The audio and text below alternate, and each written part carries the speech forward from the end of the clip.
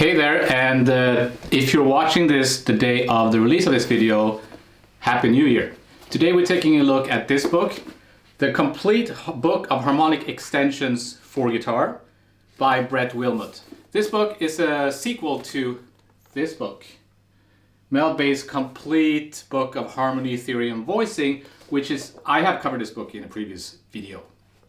If this book is more of a theory kind of, it explains the theory behind how you can create voicings in different ways.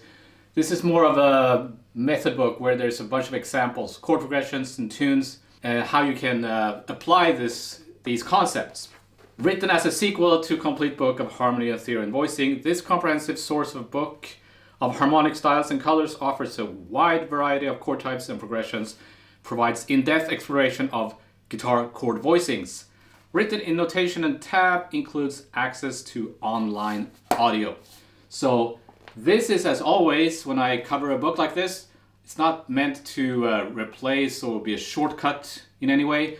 I'm showing you what this book is about and how I use books like this to improve my own playing, and how I can incorporate it into my own practice routine. So we'll do that right now. Okay, so we'll take a look at exercise number 5 in this book. Here we have a very generic chord progression, jazz chord progression, a quintessential jazz chord progression. Then we're gonna take 4-part chords, and we're gonna make them into 3-part chords. How and why will we do that? What does it sound like? Does it make sense?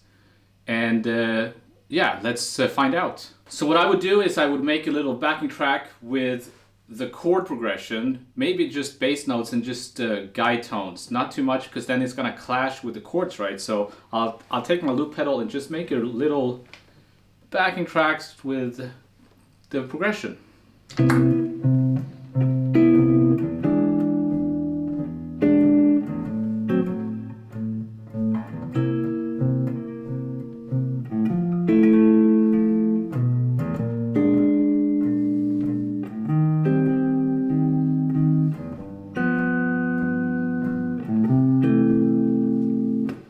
Then the idea here is to take 4-part chords that you can play over these chords, and they're laid out for us here. So I'll play the chords that are the example in the book.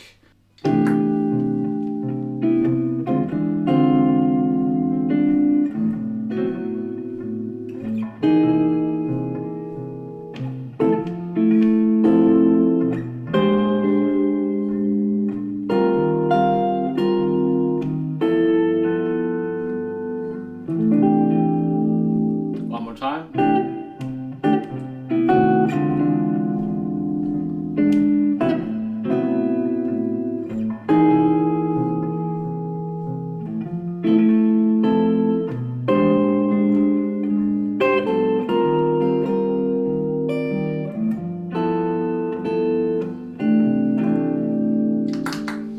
Okay, so that's the example. So if you don't know how this works, why these chords work, then you probably should work from this book first, because this book explains it all, and then here it's kind of, when you're playing this, you'll see like, aha, there's that voicing and it works because of this and that.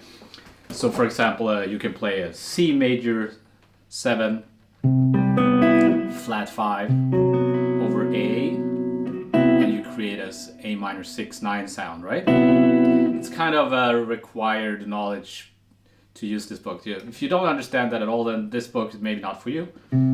Or you can play an A flat, major 7, flat 5 over B flat. I don't have to play the B flat, right?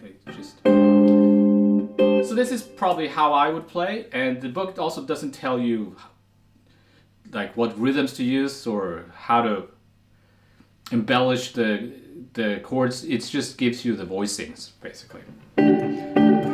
So this is all good, but to me this sounds a little bit I don't know, lame, boring. So I'm gonna change things up a little bit here. This might sound weird to some of you, but I'm gonna make it more interesting because I'm gonna spend a lot of time with this, right? There's a lot of stuff in this book. So I wanna make it more interesting and fun for myself when I'm practicing. One way that I can do that is to make the backing track a lot more interesting. So I'm gonna erase that. Then I'm gonna take a drum loop. You can use the drum machine or whatever you like to use. I use this app called Drum Genius. So what I like about it is that the drum loops are more alive. They don't sound like iRealbook. They don't sound machine-like. They sound more alive. So for example, I'll take a 7/4 Afro-Cuban drum loop. It sounds like this. It's in 7. And the good thing about this app too is I can remove the clave. And I'm gonna keep the clave on because I like that. Now I'm gonna make a backing track the same chord progression, but instead with this drum loop. The trick here is to make the loop when it starts over to make. So we'll see if I can make it happen.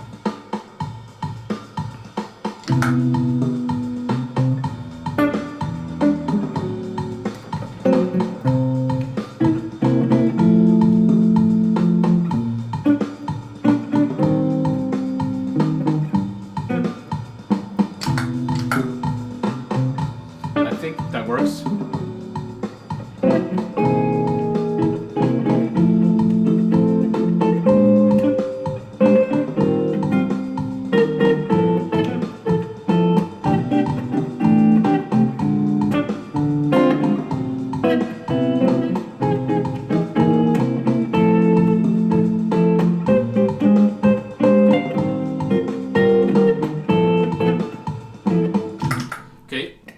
That to me is a lot more fun to practice, right?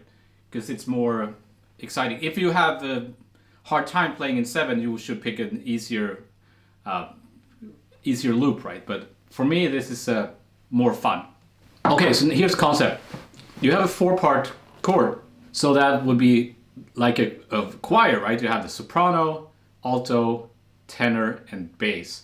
So we're gonna remove one voice at a time, starting with the alto. We just fire the alto singer, okay? Then it sounds, instead of this, we get this.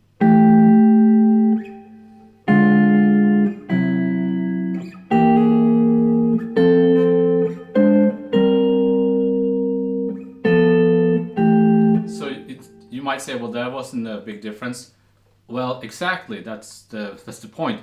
You can almost not hear the difference, which means you don't have to play all 4 notes, because the less information, the better. So this is what it sounds like.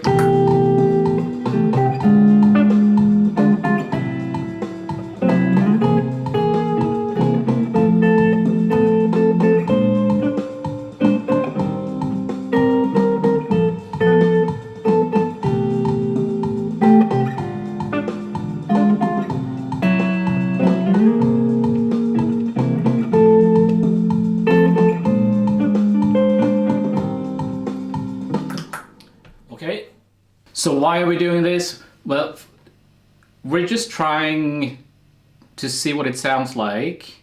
And when I listen to modern players, like I've been listening to Mike Marino a lot lately, it seems to me like he's playing a lot of like smaller voicings, less note voicings, and he's very rhythmical. That's why I'm trying to play this in 7, because it gives me that rhythmic kind of approach when I'm practicing, that I'm gonna be useful when I'm playing it in the swing context as well, I think. These smaller voicings open up the harmony, and it opens up also your fingers, because if I play F major 7 like that, all my fingers are being occupied. But if I play with less than 4 notes, I get a finger available to do little embellishments or melodies. So you also get interesting sounds. You want to pay attention to what are you actually playing here. For example, if I take an F major 7 and I remove the alto voice, I get an open F triad.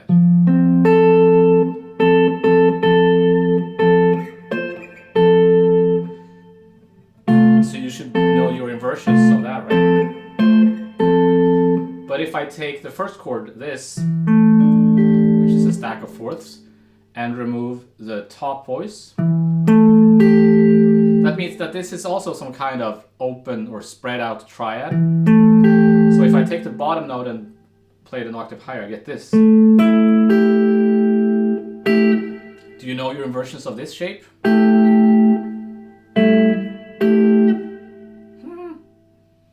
Let me think.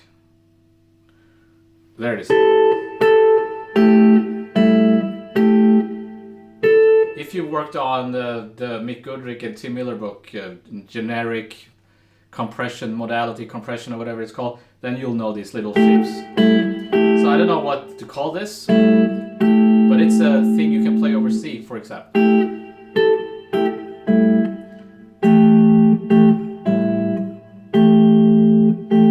Okay, so it opens up new possibilities for new inversions, new sounds, smaller voicings. Okay, let's move on here. We're gonna drop the tenor voice. We get this.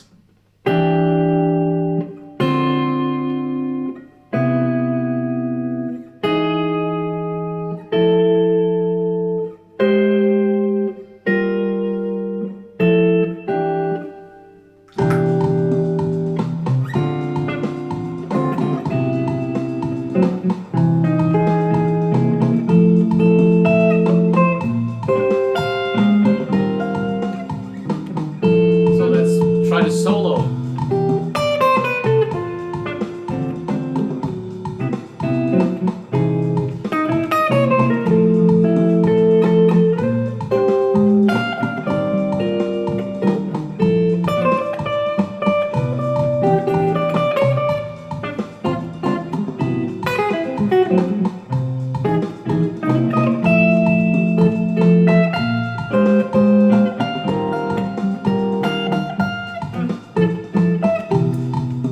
See how that opens up so that I can also soloing and comping at the same time, kind of, if I'm using this approach instead of playing the 4-part chords where all my fingers are constantly playing shapes. Now, here's the thing you can do now.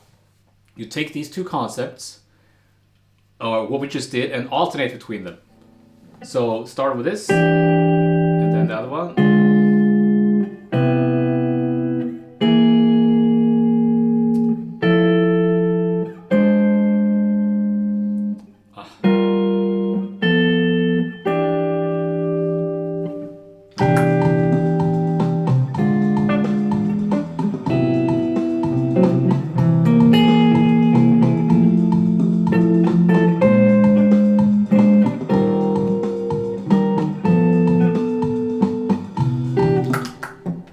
Now you're getting voices moving in different directions. You get, whereas before there was all parallel, it's all parallel harmony. All the voices are moving in the same direction. And if you want to be really sophisticated, you know that you want to avoid that. But now all of a sudden the voices are moving in different directions, which we can use. I could, for example, take the middle voice, the D, and play the scale going down to the next note. Go up.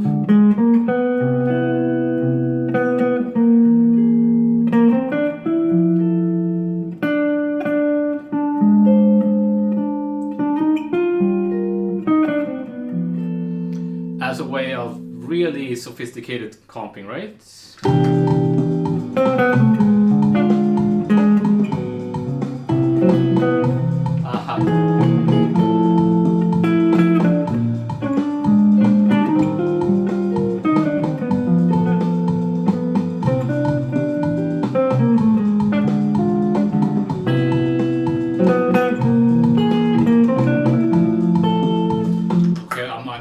Great job there, but you get the idea. That would be a very sophisticated way of playing. Your inner voice is kind of moving and the outer voice is parallel. Before I move on, I should just mention a few other concepts that you can find in this book. Okay, so right off the bat, we have exercise number 3. There's a chord progression and then common tones in lead. So the same top note, and then of course common tones in the second voice. So meaning that the second voice stays the same. And then descending chromatic motion in lead. The top note going down, ascending chromatic motion in lead, chromatic motion in bottom voice, chromatic motion in second and third voices, melodic patterns, so the top note can move in different patterns in thirds. This is a very common thing, and I think I've seen Mike Marino talk about this too, that when you're comping you should be aware of the top note. If it kind of to create, if you can create a melody with a top note that is nice, then your comping is going to sound nice.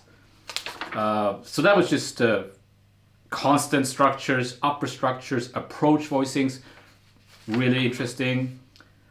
Original for, okay, so then we're on what we're doing now, and we're only on page 14 out of 86. Or more, it's almost 100 pages of examples, right? So a lot of work. Then what you do, once you understand the concept, like this one we're doing now, dropping a voice at a time, you take your standards that you work on, the tunes that you work on, and you try to apply it. Because if you're like me, you often find yourself bored with the stuff you're playing. You're playing the same old voicings every time, it feels like. And this kind of book can help you just get a different approach, just looking at it from a different angle, and then it can inspire you to find new ways of comping. So moving on here, now I'm going to drop the bass. We get little funny 3-note voicing. It's a stack of fourths, a minor triad.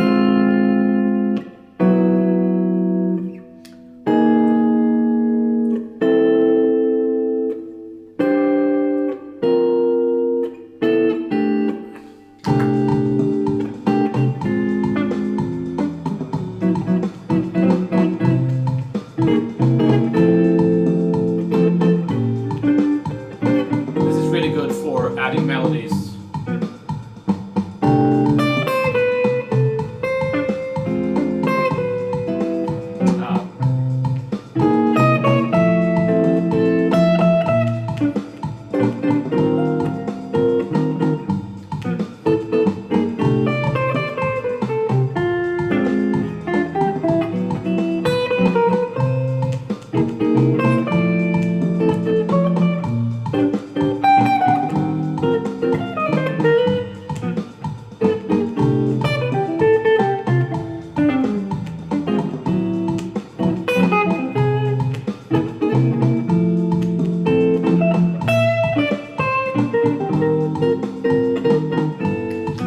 I'm struggling a little bit here, and that's good. That means that I'm pushing myself a little bit here, which is really good.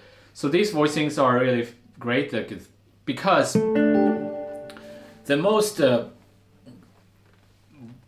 normal way to play a chord progression like this would be to play guide tones and maybe an extension above it.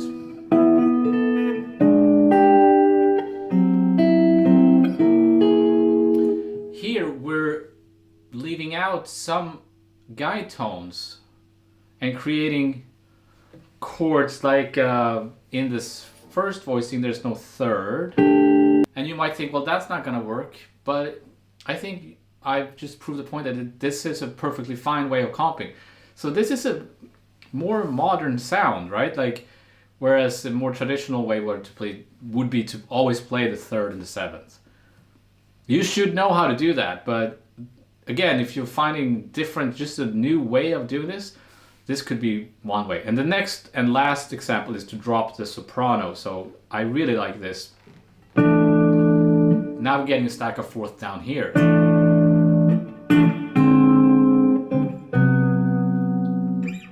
This is a great C altered voicing. And the F major 7 we get this. No third. So the fifth and the seventh from the bottom. It's a very modern sound. It sounds to me like Kurt Rosenwinkel's sound. also goes against the usual jazz theory book that tells you don't always play the 3rd and 7th and don't play the 5th. But that rule goes out the window here. I really like this, so I'm gonna spend some time with it.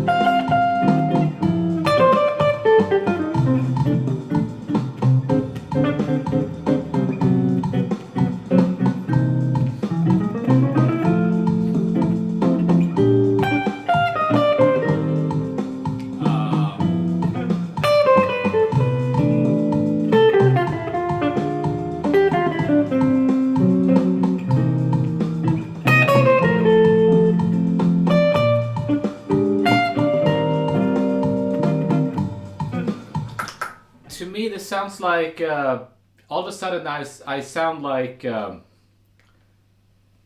Bickert or the Canadian style players, Lorne Lofsky. I'm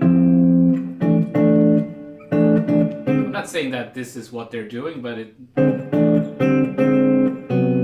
So for comping and soloing at the same time, this is great. So that was that. So if this book, the first book, the complete book of harmony and theory and voicing, has more of a theory approach, like this kind of stuff, it explains the theory and how it works. This new book here is more of a playing examples, like you will find a standard and then examples of how you can use this knowledge in actual context. Speaking of books, I have ordered a lot of new books, and one of the books I have ordered is by Jens Larsen, and Jens Larsen was kind enough to plug my channel in his channel in one of his latest videos. So if you're new here and you come from by way of his channel, welcome. And I don't think I have to plug his channel because he has a lot of subscribers. He's probably the biggest jazz guitar channel. There's a lot of stuff there, but if you haven't checked out Jens Larsen's videos, you should definitely do that. And it's tons of stuff on voicings. So in this video, he also makes fun of my country a little bit and the fact that I'm Swedish, and so I thought, oh, okay, I have to return that and make fun of him being Danish, because he's Danish even though he doesn't live in Denmark, right? But then I thought, no, I'm not going to do that. I'm not going to make fun of his channel or his country. This channel, we're a little bit better than that. He also complains that I brag about how my viewers are very advanced. They leave advanced comments. So if you could leave a really advanced comments just to prove the point that my channel has more advanced viewers, you should do that. And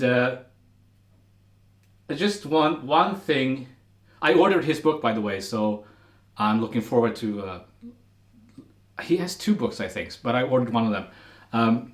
Just want to mention one thing, in that if you're American or whatever, you think his name is Jens Larsen or whatever, that's not how you pronounce his name. I'm Scandinavian, so I know how to pronounce his name. It's actually Jens Larsen.